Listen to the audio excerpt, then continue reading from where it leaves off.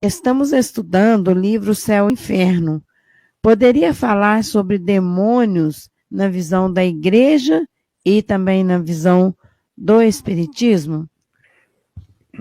Existe um capítulo no livro Céu e Inferno que se refere especificamente a isso, para trabalhar a questão dos demônios, em que ali Allan Kardec vai destacar para nós o que são os demônios. A alma dos homens que foram maus, assim ele define. Então, quando eu tenho uma determinada criatura que cometeu uma série de desatinos, que ela foi muito cruel, é possível que esse espírito, ele, quando desencarnado, diga: eu quero a vingança, eu quero acabar, eu sou o mal, eu sou a crueldade, eu sou o próprio demônio. E essas entidades, às vezes, elas se qualificam como se elas fossem o próprio demônio. Elas até acreditam que elas sejam o mal.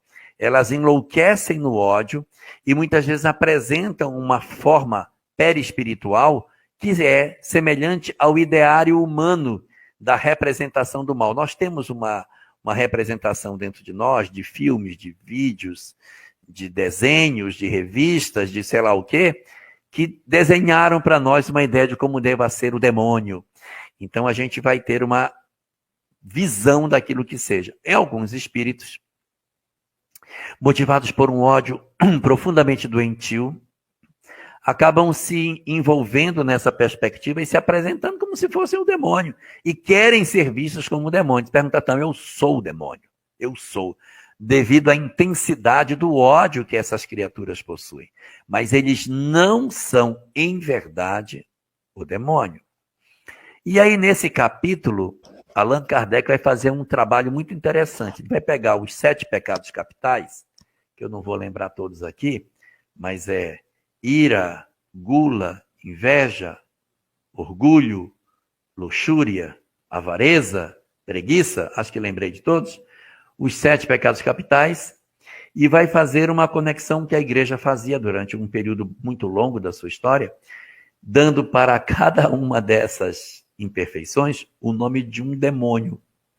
Então, o demônio da avareza chama-se Mamon. Então, Mamon é o demônio da avareza. Aí você tem um demônio da luxúria, Belzebu. E os outros todos têm o seu demônio, que eu não vou lembrar o nome. Mas ele está mostrando aí no capítulo como que o homem foi criando essa ideia ao longo do tempo, sem que de fato exista verdadeiramente o demônio em si, mas são homens, almas que endureceram, se cristalizaram no ódio e que podem se apresentar com essa característica. Vale aqui uma observação do judaísmo para nos ajudar. Para o judaísmo, Deus é único, não há outro Deus. Hashem Echad. Deus é um. Quando o judaísmo diz que Deus é um, é porque ele é um mesmo, não tem dois. Então ele não possui rival. Ele não possui nenhum outro Deus, também não possui rival. Então não existe uma criatura para rivalizar com Deus. Se você pegar toda a Torá, não tem espírito que rivaliza com Deus. Deus reina absoluto, não tem, o demônio não existe. E a serpente? A serpente não é o rival de Deus, não existe, essa figura não existe.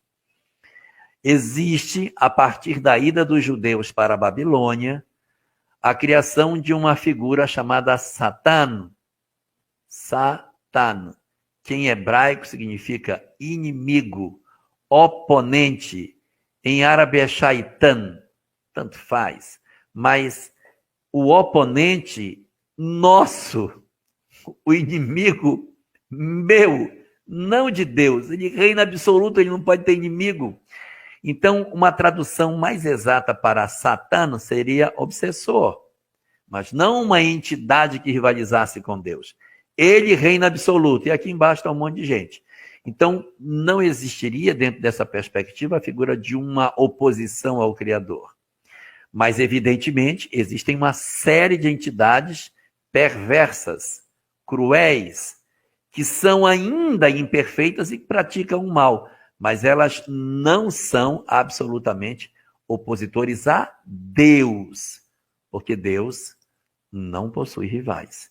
No final do capítulo, Kardec vai desconstruir essa ideia e mostrar que, no fundo, a ideia criada no pensamento da existência dos demônios é uma ideia que não se sustenta na medida em que você olha a evolução dos espíritos e que essa seria apenas uma etapa de equívoco do espírito que depois desperta e passa a seguir a senda do progresso, como todos os demais.